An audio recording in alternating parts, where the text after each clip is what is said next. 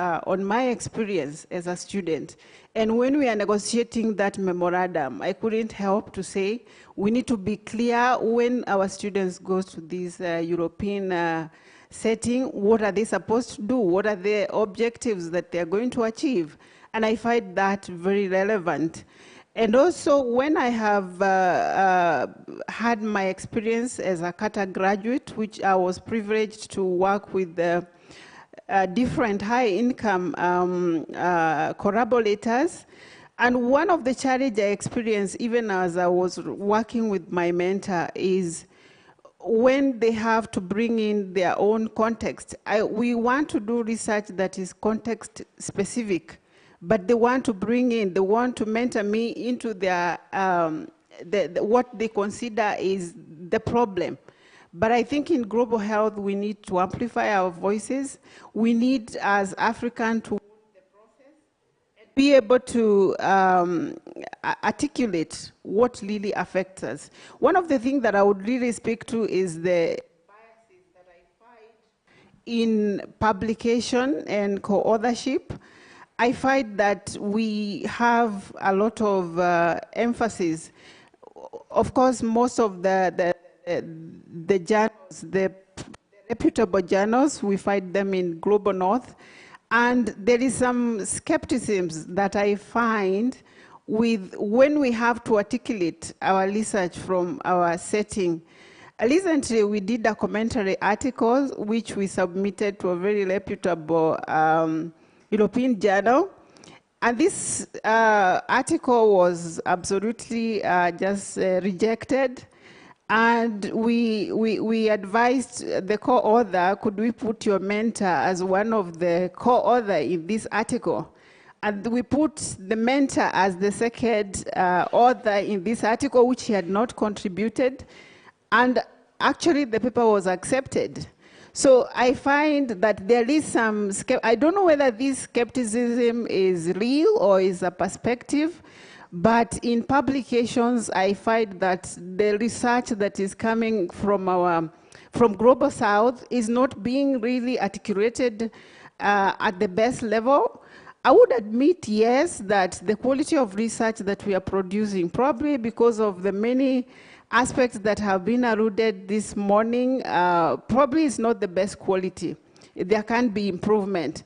But that which we are producing with our limited resources, with the language barriers, is there a way that it can be articulated at the best level in the best journals? Does it mean the journals that are in the Global South are not good enough for us to be able to articulate these researches? We find in health, we are only talking about those journals that are in PubMed, and we know the challenges. Yes, I acknowledge the issue of open access. It's really increasing the ability for us to access those knowledge products, but there is still a lot of inequality. We are not able to access the knowledge that has been generated in Global South at the level with which we would expect to. This knowledge is generated in Global South, and then once it is published in those high-level journals, the knowledge is behind paywalls. How many of us, we are lucky as Kata graduates, we've been really supported to go through the PhD, and the research was funded, and all the articles that we had to publish were funded. But you find there are many researchers in my context who are doing very good research, but that research does not find itself in journals that can be accessed. Even the citations, they are based in the Global North. But I find that even as we imagine this African agency, it is important to think, how can we strengthen the ability of the knowledge to be shared in Africa? How can we strengthen the journals in African context? The fact that they are new, it doesn't mean that they have no quality. The fact that the impact factor for this journal is very low. What can we do to be able to strengthen and ensure that everybody who is generating some knowledge is finding itself in a way that it can be shared and utilized? Thank you. Thank you. Thank you. That's so powerful. You know, thinking of even the journals. Recently, I had someone mention how this was a question that came up in a group whereby we're talking about employment in universities, for example. You need to have had your publications done in peer-reviewed journals that have high impact. And I think that is what Grace is raising, in the sense that where our local kind of journals that have high impact. Maybe those are some of the aspects that we need to start thinking of and ask ourselves, how do we raise or amplify this voice of researchers from Africa doing research about Africa, and being able to have that voice amplified in journals and in communication that is made. I want to come to you, Jepchirchir, and I'm sure you've also been in similar situations. How has it been for you? And have you been in situations where you have challenged the whole view that knowledge and power has to come from the North in order to inform research in Africa? Great. Thank you so much, Flora. And picking up from where Grace just left, I've had the privilege to work in a partnership. If some of us have heard about the AMPAC partnership, academic model providing access to healthcare, it is a collaboration between Moi University, Moi Teaching and Referral Hospital, and a consortium of institutions in North America and Europe. In this consortium, I've worked as a research administrator for 15 years. And while working there, as I did my PhD with the Qatar and the support, one of the things that worked with and in support with the administration in the institution was challenging that power dynamics. And to enable us navigate through that process, one of the key things were to develop policies that actually guided our partnership. For a very long time, since we started in 2001, we had our researchers or investigators from Global North develop proposals, and because, in Kenyan environment and also within the local environment at Moi, you can't come as an international researcher to do research in Kenya without a collaborator in Moi or without a collaborator in Kenya. And one of the things that would happen was that a researcher in Global North would develop a proposal and, sort of look for who is there who is doing a similar research in that environment. And that happened, in various circumstances where you find an investigator's name in a proposal, but they honestly have no say in that proposal. And as that time, as we observed that, one of the key things that we did, and as part of, empowering our investigators in our environment, was to develop policies that if you are coming from the Global North and want to collaborate, we want to mutually, partner and respect each other. And part of that respect is that we collaborate in the development of the proposal itself. And as part of the collaboration, we jointly now have biannual meetings to set priorities for our local environment. What is our priorities in terms of our research? So that when we are developing proposals, we are focusing on those local priorities. And within that as well is, how are we empowering our researchers within our environment to be able to co-lead, not co-led, but co-lead the proposal development as well? I must say we've grown over time, and we now see a number of our researchers within our environment now, winning R01s, proposals funded by NIH, without actually having a an MPI, what they call multiple principal investigator, in their environment, that it is led by a Kenyan, and they are looking for collaborators from the global north, not to be able to access funding, but be able to also allow certain expertise to be used within our environment. So I think one of the key things that I have seen as one of the areas to challenge these power dynamics is having, a partnership that is mutually beneficial, and you can actually, structure in policies and procedures that do guide such partnership. And once you have that, it's helped in, growing our partnership, ensuring that we actually grow together and not one component or one part of the partnership growing. Thank you. Thank you very much. You've raised quite important points on the issue of, oh yes, let's give her a clap. Okay. You've raised quite important points about being clear on policies and also being co-leads, not just the ones who are part of the being co-led, but being co-leads in this particular endeavor. But you've also raised the aspect of mutual partnerships, equitable kind of partnerships. And we are seeing a lot of push, especially in the health research areas, whereby we are having more and more Africans coming up and saying, we need to stand our ground. We need to challenge this particular perspective that has been there for long, that knowledge and power always has to come from the north.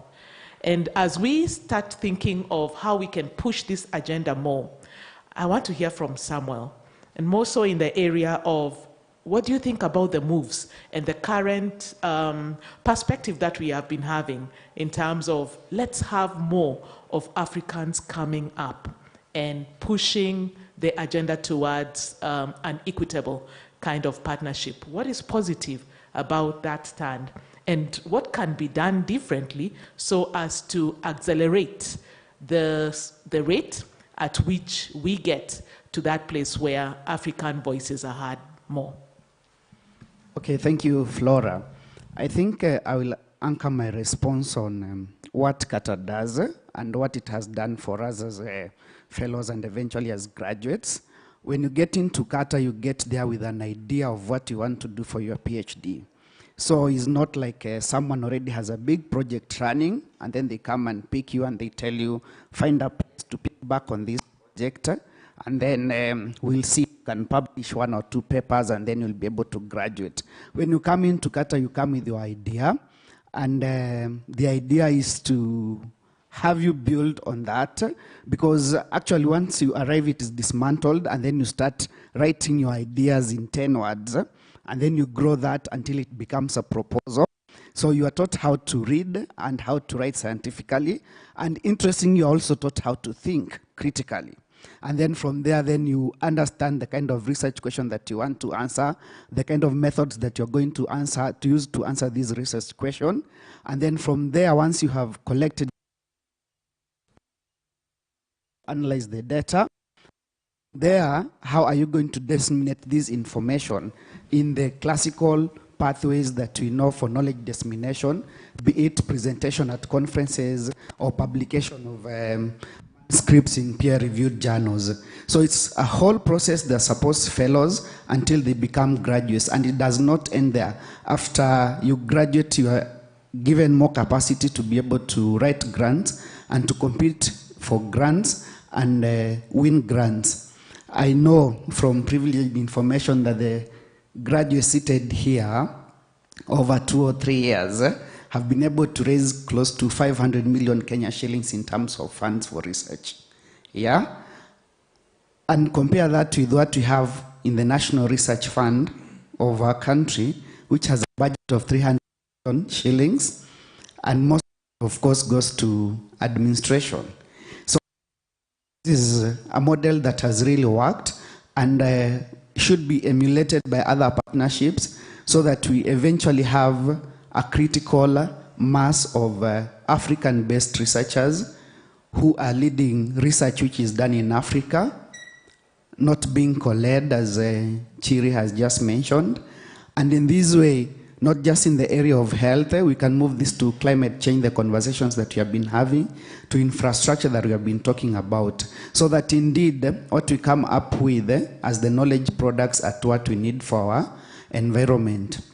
I want to bring in a very important aspect. For example, for you to win a grant, you need either mostly to be a first author or a senior author. So initially, you would see programs where you have got PhD fellows as first authors from the global north, and then their supervisors are the senior authors in the paper. And then as people who did the implementation here, Chirichir, Mbudi, and myself are fighting for space inside. One from the global north who probably donated funds and they helped in the construction of this building. This auditorium is called the Microsoft Auditorium. I'm sure it's not just the name. That means there were some resources that were committed.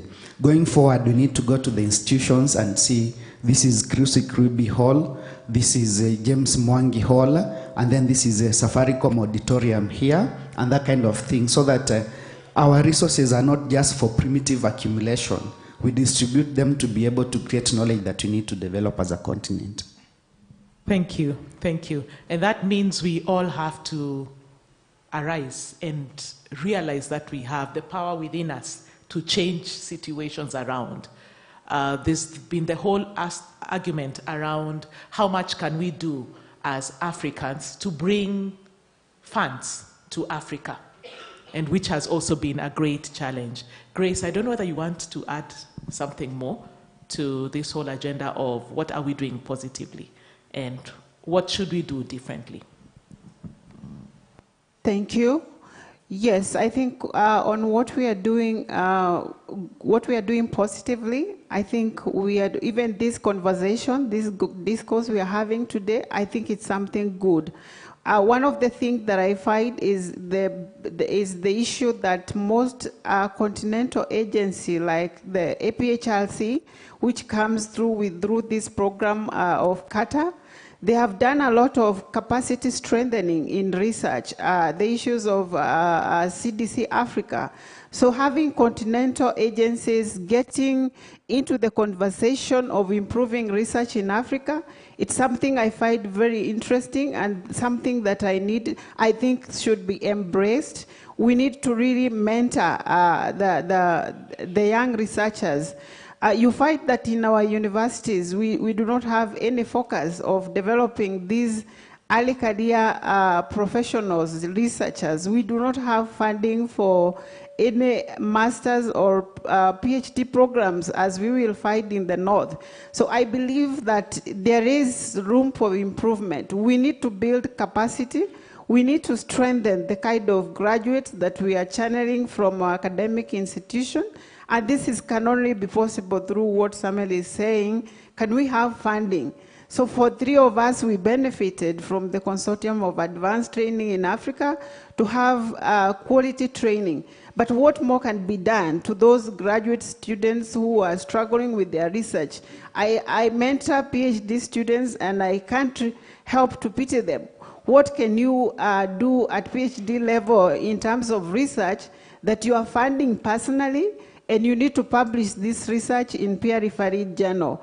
Really, and that boils to the kind of graduates we are channeling from our institution, and that will make us not be able to transform the health agenda in Kenya, not because we do not have the ability, but because we haven't built capacity. So I believe what we can do better is continue to build capacity. More agencies should come to be able to strengthen the kind of training that we are having for our graduates. Thank you. Thank you. Jonathan, I know we've talked a lot about what we are doing in Africa, and you coming from a high-resourced site, especially in collaborations, what do you think should be done? Are we okay with where we are at right now? Maybe from where you sit, we are okay in having these power dynamics, but what is your perspective? What should change? Does anything need to change, or should we just go on as things are, and what exactly should we do differently? Thank you. Thank you, Flora. And thank you to the organizers for making time for this important conversation. So I'm not part of Carta, as you said. I represent a research university in a high-income country where I'm a professor of global health and human rights. So my role is really to comment on how it feels for us to have our power, frankly, our unearned power, challenged so profoundly in multi-country health research. And the context for this, of course, is very significantly the COVID-19 pandemic and the profound inequalities, global inequalities that the pandemic revealed, and the real reckoning that the pandemic contributed to at institutions like ours, a reckoning about our complicity in those inequalities and in those inequitable power dynamics. At our own institution at the University of Southern California, we took that opportunity to interrogate the way that we engage in multi-country research partnerships, and out of that adopted a series of 8 principles that we commit to in all research partnerships that we engage in with institutions anywhere in the world. And I want to credit my colleagues who are not here, Professor Laura Ferguson, Professor Sophia Gruskin, who spearheaded this process of developing these principles on behalf of our institution. And the principles will sound very consistent with what you've heard from the Carta graduates. So we commit in our research partnership to sustainability, to mutual benefit and reciprocity, to equitable governance, to not doing harm, to advancing locally identified priorities, to complying with ethical and legal standards, to information sharing, and to accountability. Now, how does it feel to comply with those principles? To be honest, it actually feels immensely freeing. I no longer, I feel freed. I feel in a way liberated from the concern that my inputs will disproportionately skew a conversation simply by virtue of where I'm from, the color of my skin, the resources at my command. I actually feel liberated by a kind of surrender to not knowing where a partnership is going to go, to surrendering to feelings of genuine curiosity about where a conversation is heading, rather than feeling trapped by a kind of predetermined outcome that I'm trying to force a conversation into. I feel liberated by the opportunity to truly get to know other people's work, their priorities, how they approach their work, their thinking style, their working style, how they approach collaboration, how they approach facilitation, how they approach responsibilities that in the past were arbitrarily assigned to me and my institution by virtue of where I came from. As much as it feels freeing to reroute and to challenge power dynamics, it also feels immensely humbling.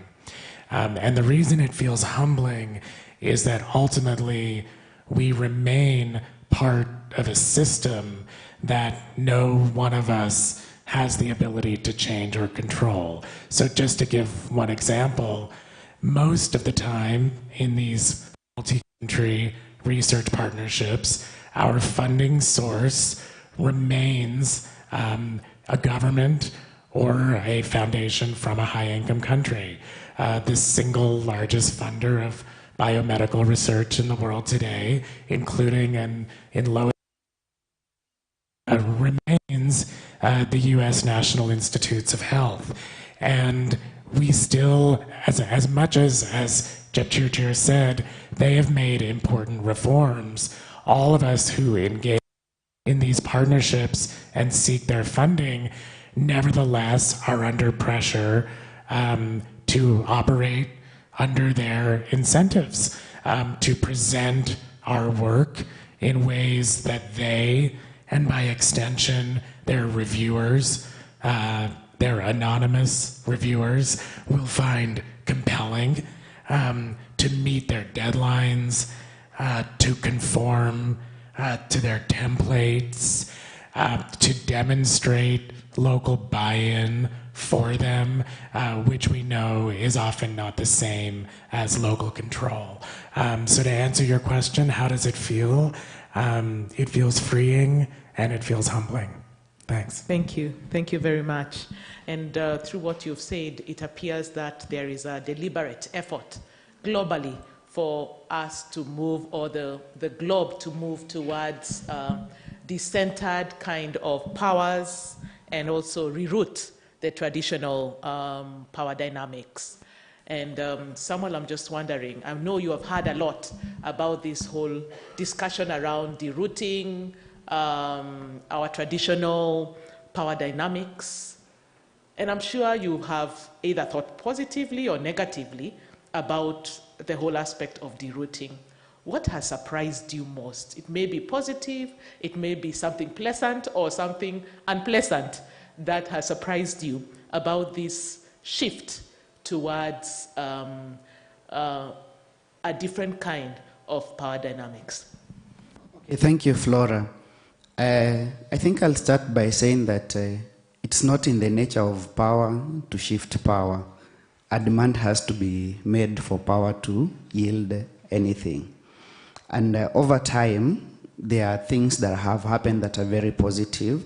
If I can start with the example that Chiri gave, they can now work even as single PIs and win R grants, again from the National Institute of Health. And there has been a shift from just requiring people to be participants in the process. You can actually lead the research, which means that then you are able to lead research that is inspired by the needs that you see in your community. Yeah? And this shift has happened not just with the NIH, even with the other funders, of course, from the global north, such as Wellcome Trust. Initially, if you wanted to apply for a grant as an early career researcher, it was a requirement for you to have a mentor from the UK, yeah? But it's not the case. Now you can have a mentor from the UK if you need one from the UK, but you can actually have a mentor from an LMIC country who is an expert in your topic, and you can work with them. So for me, that has been a pleasant surprise, and I think we need to have more of that going forward. What has unpleasantly surprised me has to do with our systems back home. Because, well, you go and get the resources and bring them because the funders from the global north have eased the requirement. But once the funds get into your institution, it's almost impossible for you to get the funds to do the research. I don't know whether anyone else resonates with this, or is a unique thing that happens in the institution where I come from, yeah? And you know these funds are time-bound. You're supposed to spend the funds within a year, account for the funds, then you can get the next bunch of the funds for you to continue doing the work. So I think we need to change our bureaucratic rigidity as far as the administration of research funds is concerned in our setting. And then lastly, the other thing that I said, we also need to have funding of funded by African and funded by African governments. Came in, someone was speaking about us talking about decolonization, but using the colonizers' resources to decolonize. It's a parody, so we need to invest more as governments and as philanthropists. Thank you. Thank you. And as we bring this to more of a close, there's something that Jepchirchir referred to when she was talking about how they are challenging the power dynamics. And she mentioned about how a lot of the agendas are really coming from other areas. And they are being brought into our context. And we are being told as Africans to fit into these research agendas. Grace, from where you sit, and from your understanding of the research agendas that are being set, who is setting these agendas? Can we do things differently? How do we challenge that specific space so that then we are having our communities and the needs of the communities met better, even as we think of challenging the power dynamics? And what would you prioritize in terms of community agendas, research agendas for Africa? Thank you. Thank you very much, Flora. I think who is setting the research agendas? I think the funding agency, the research agenda is actually being set at the market of the global initiatives because they own the money. So more often we will find ourselves, we have to align our research interest with where the money is, because the call will come and that will dictate what kind of research I'm going to do, because in the first place, I don't have money to fund the interest that I have. Yes, in many forums, we are going to see it even in the academic institutions to see what are our departmental agendas, what is the university research agenda, but we will always have to align that to where is the money. So at the end of the day, I would say that much of the research that we are doing, it is determined by the funding agencies, unfortunately, or indirectly. And I think, in my view, if it was possible that we are generating this agenda from bottom up, can we have community assessments and be able to inform, this is the problem in my community. Lifestyle intervention for non-communicable diseases is what I feel I need to intervene in my community. And I look for funds to be able to address that. Other than going and checking where is the national research agenda going, where am I likely to get money? It is in climate change. I'm not saying climate change is not a problem. So can we be informed by community assessments? Can we be able to come from bottom and be able now to have funds to address what is ailing us, other than dropping from up down? Where is the money? Then what can I do with, to be able to get this money to be in terms of research grants? Thank you. Thank you. Any last words on the same? Sure. In June this year, it was quite humbling to be invited by the National Institute of Health in the US, specifically the Fogarty International Center, to sit in a forum where their advisory board had an open session to listen to, partners and people who've received funding from Fogarty. And in this forum, I was able to sit in and share, the experiences that we've had in our collaboration, in our partnership, and how we've been able to sit as a community of both Global North and Global South to set research agenda for the Global South and focus on that research agenda in the application of our in applying for funding to do research that focus on priorities that are relevant to us within our community. I must say this is something that the NIH, Fogarty International Center, is taking it seriously at this point, where they are coming together to look at what are the priorities. And one of the key areas that they've done this especially is in the calls for their early career investigators, not just NIH in the US, but even, as Monique did mention, even in the UK. if you look at early career call for proposals, they no longer focus on specific area of research, but often they mention that an area of research that is of priority to your country. And what else could we be able to do if we can't, front our areas of priorities and apply for funding using that opportunity? I think that has really changed or shifted in the recent past. Thank you.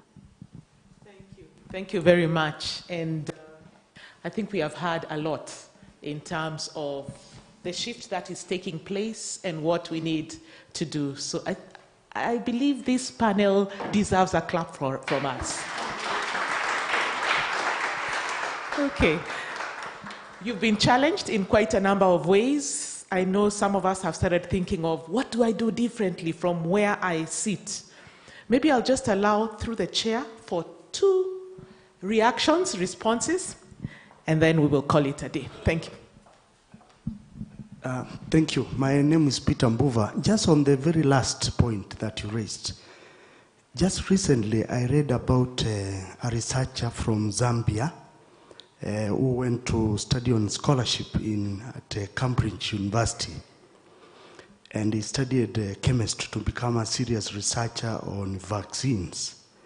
And one of the serious issues he raises is about this issue of agency, especially on African states, and it points to weaknesses in the legal structures on the institutions.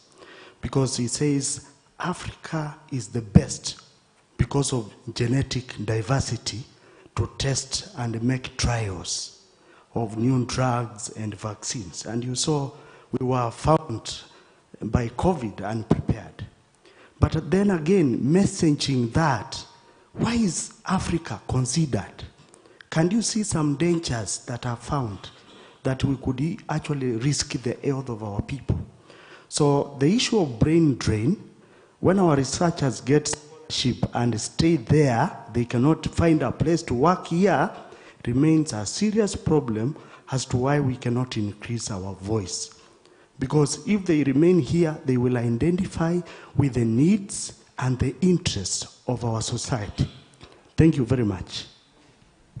Thank you. Okay, I'm seeing 1, 2, chair.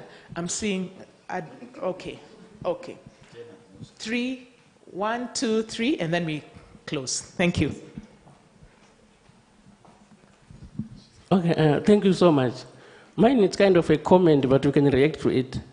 To say, like, all of us, we experience a situation whereby our journals are rejected, like in those high-impact international journals. But then, like, when we were at a conference in Beijing, being trained to say, how can we make our global South voices being heard the way the global North voices are heard anywhere else in the world?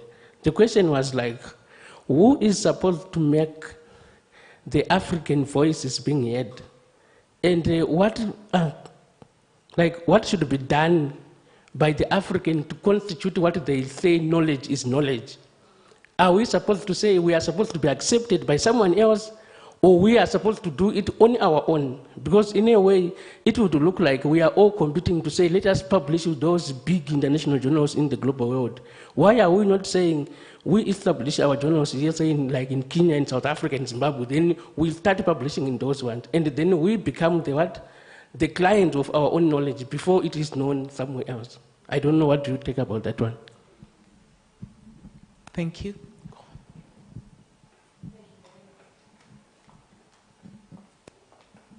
Thank you. My name is Dr. Gilda Odera. I just want to commend the panel for such an excellent discussion. He stole the thunder from me, but I just want to add to what he has spoken about. I believe charity begins at home. And we have such a large population in Africa, growing. We have a large population coming up, educated.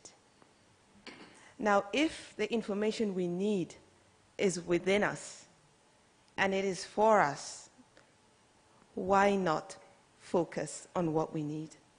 And I just wanted to ask a question. I really like what Carter's doing. But I wanted to ask a question. Normally, academia does their thing, and then you have government. I don't know to what extent and how often the private sector is involved. This sort of presentation today, if you ask me, this room should have been full of private sector people. And the reason why I say that is that they're the ones who would fund. So I think there's a disconnect to a large extent in terms of what academia needs for the research and what private sector can do to see that what we've spoken about today and heard from the panel can start being actualized and can grow. So that's the comment that I have. Thank you. Question or reaction?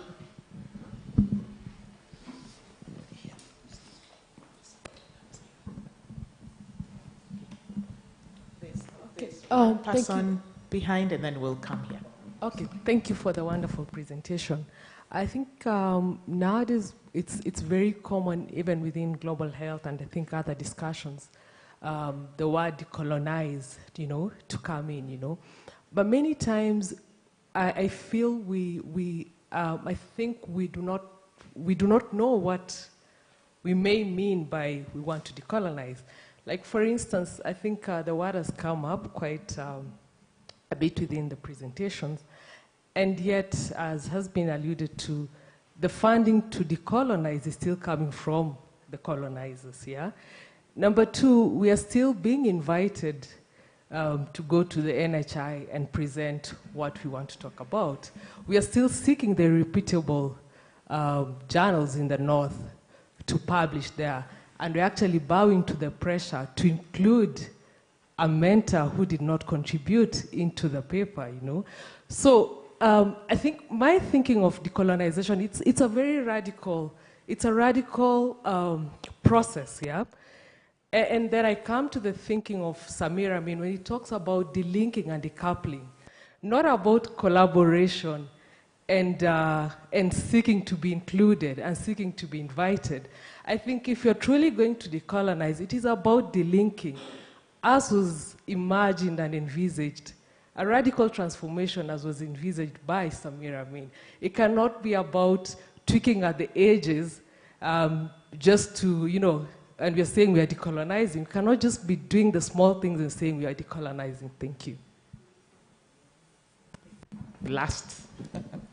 Thank you, Val. I will start where she ended with the Samir Amin approach. I think it should be a geopolitical approach of health. What we Africans are selling abroad, what do we have?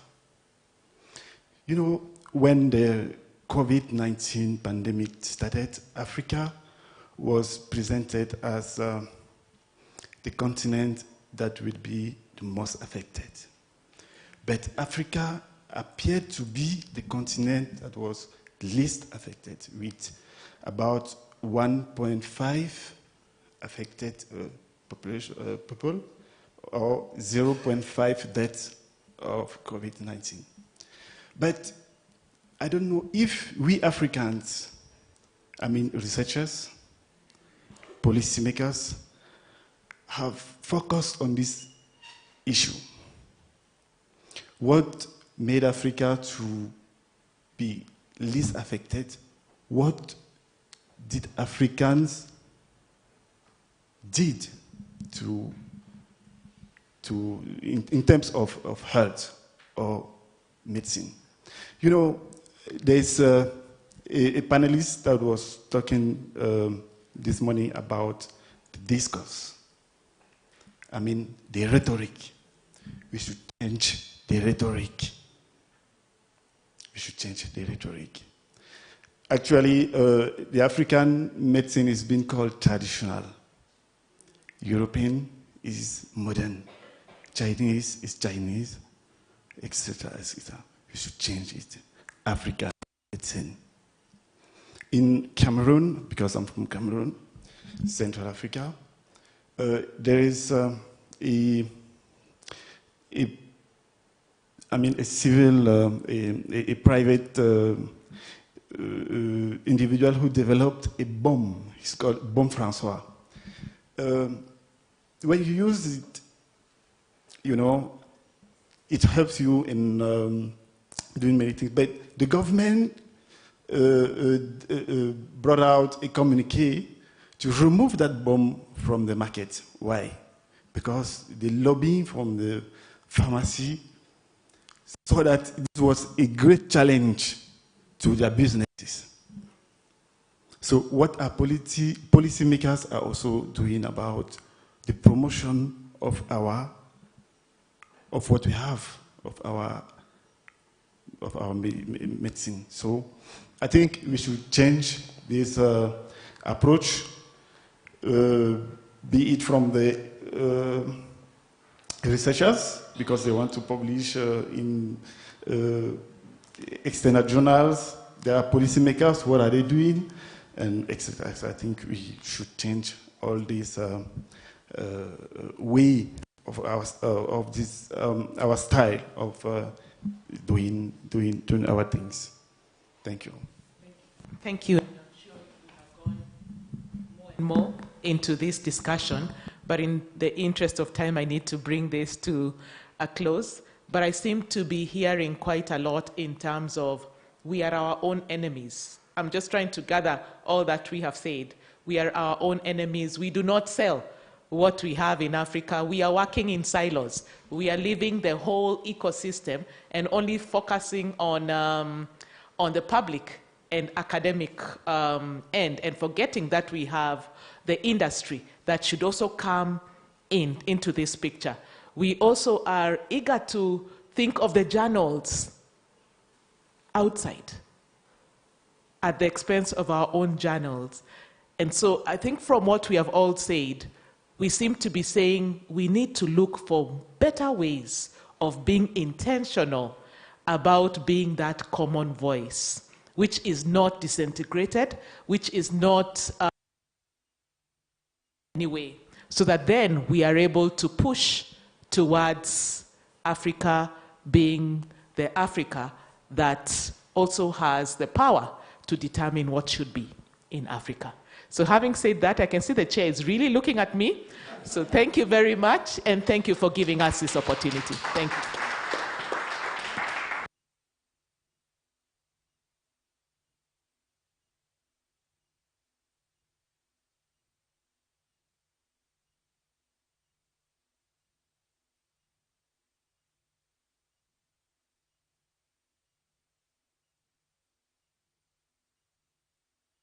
One is called Shah, another one is called Sheep.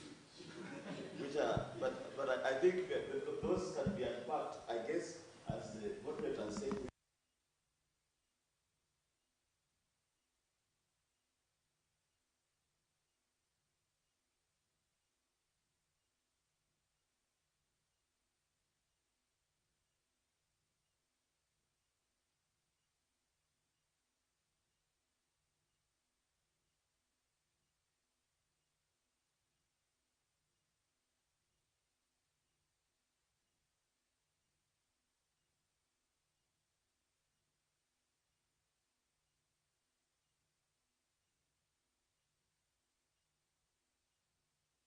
Advise us the way to proceed.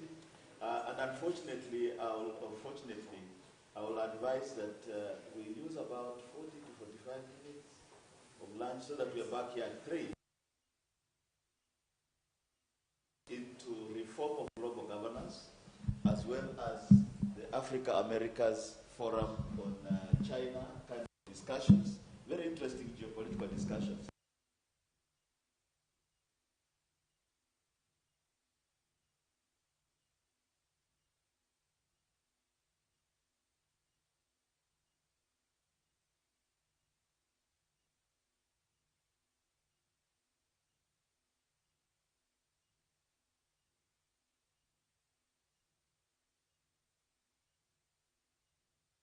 Thank you very much. I take this opportunity to again welcome you to Strathmore. A few directions. From here, we'll get back to the ground floor. We are on the ground floor. So we'll get to the ground floor, and then we will turn, when we get out of the building, we will turn to the left and walk to the Strathmore Business School. And when we get to the Strathmore Business School, we will get to the second floor. The restaurant is Masai Mara, where we are going to have our lunch. And we would request that we come back quickly, because there's a walking distance. And as Dr. has said, we have a packed afternoon. So welcome to lunch. We'll see you in a bit. Thank you very much.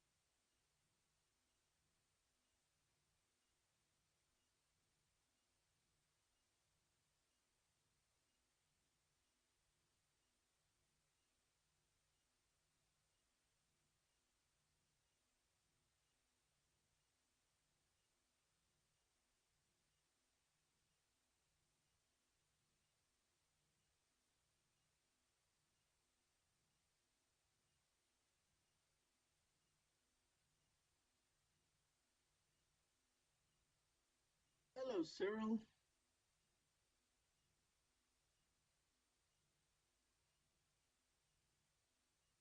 Are you there, Cyril, or is it just your computer?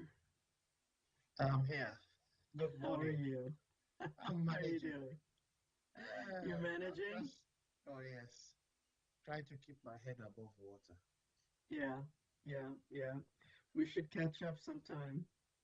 Oh yes, I came back to a surprise, but we'll talk about that later. Yes. All right.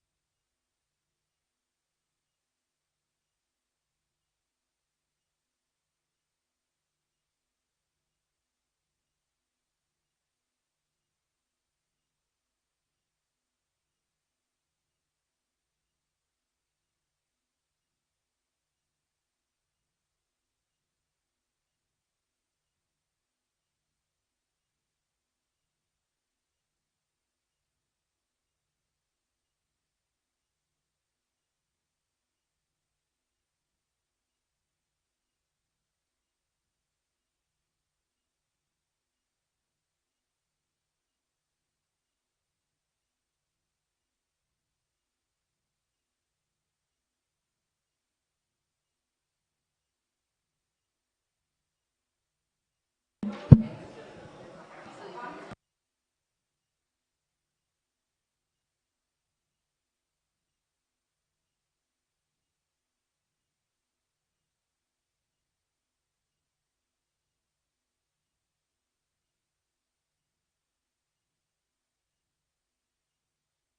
many does he need?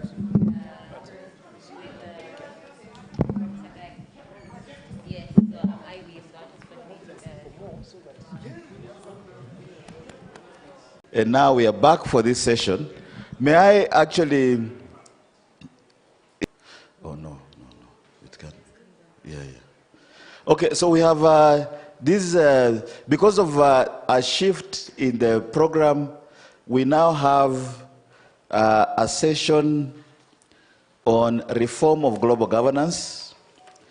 And in view of the need to compress time and get back to the time as described in the program, not as we are kind of ending up shifting things. I know there are colleagues online that must be getting jittery because also, and they are abroad, they are out of the continent or elsewhere.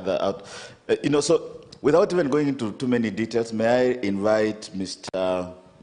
Michael Higgins to then in turn invite the speakers for the session on reform of global governance.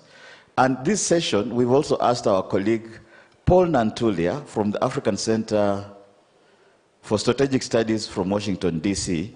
This session will last 40 minutes, so I think you can take over. I just want to make sure all of the participants are here.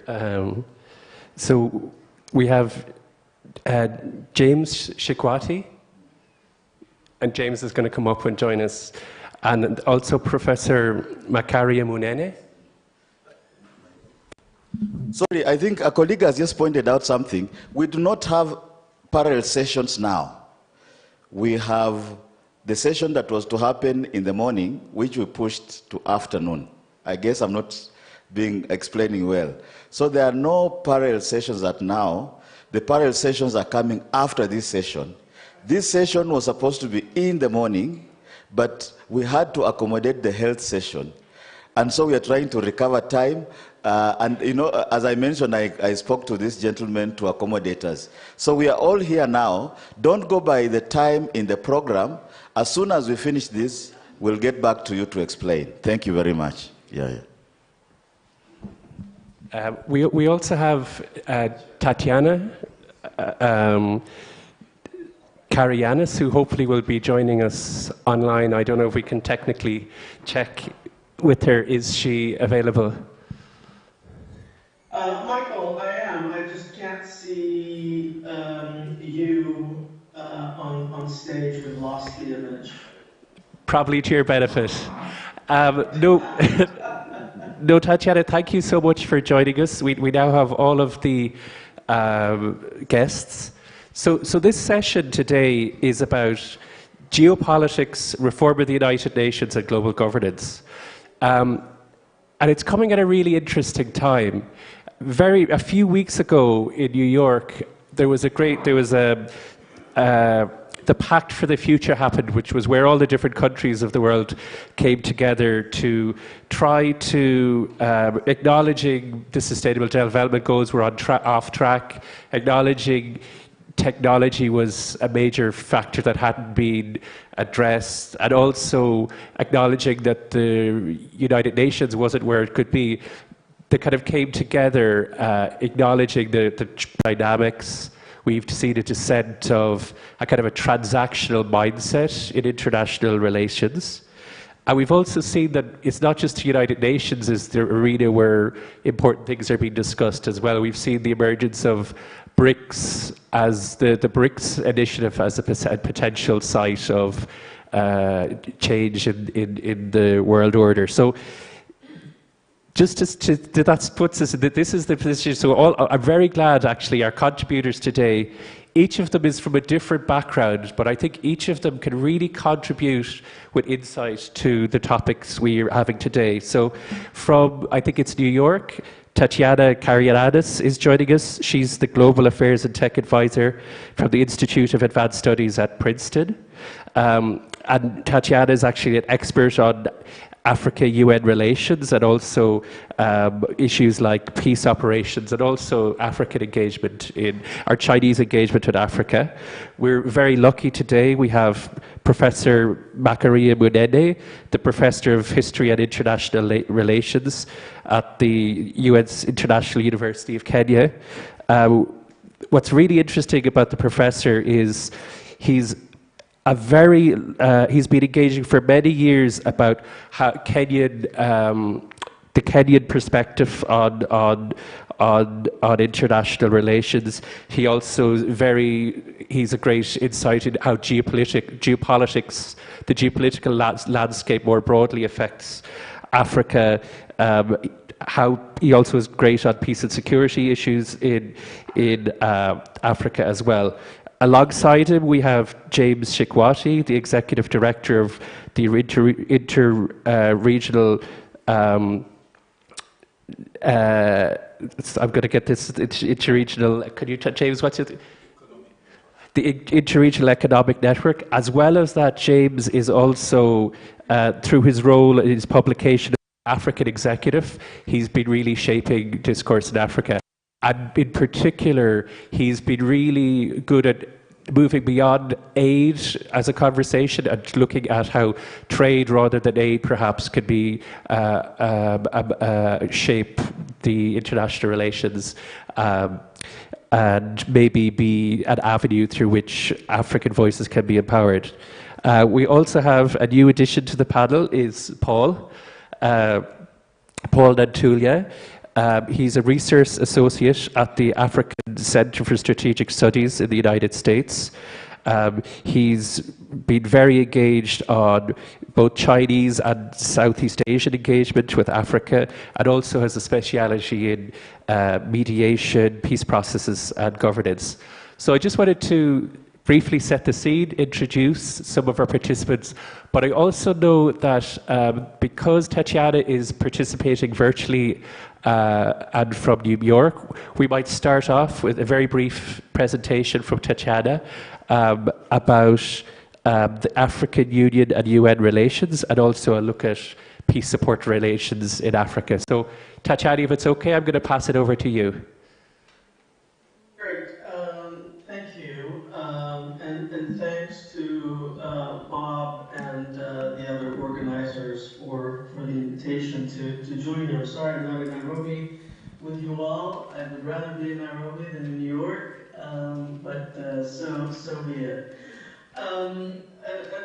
Thank you, Michael. I will try to be brief. I wanted to look at new directions for peace operations in Africa, and also look, as Michael, you said, UN-AU partnerships around this activity.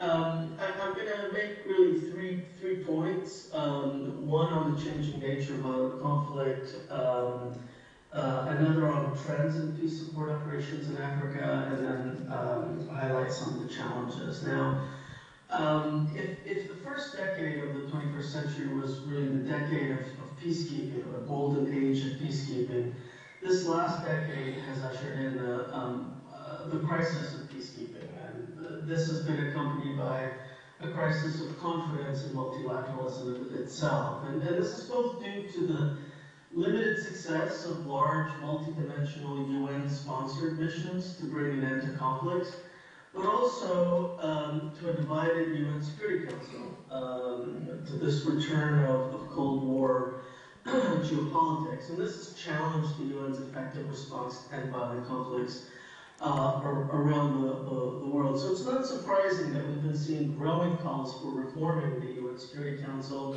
and UN peace operations. And we've seen the U.S. ambassador to the UN, Linda Thomas-Greenfield, come out with a full-throated endorsement of 2 permanent seats from the African continent on the Security Council.